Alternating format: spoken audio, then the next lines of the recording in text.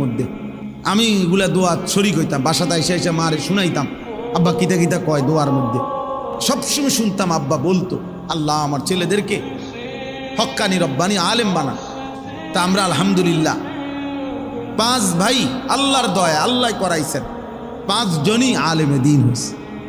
কিন্তু মজার একটা বিষয় হলো আমরা 5 ভাই ব্যবসায়িক লাইনে টাকা পয়সা খাটাইয়া লাভবান হওয়ার জন্য আমরা 5 ভাই বহুবার চেষ্টা করছি। এই পর্যন্ত যতবারে আমরা 5 ভাইয়ের যে ভাইয়ে ব্যবসায়িক কোনো লাইনে টাকা খাটাইছি বা চেষ্টা করছি মনে মার খেয়েছি, শক্ত মারি যে মার আর ফুঁজিয়ে নাই, একেবারে ফুঁজিয়ে নাই। তো আমার ভাইদেরকে আমি অনেকবার বলছি, আমি অনেক সময় বলছি, এখনো বলি ভাই করে ভাই আমি একটা বুঝা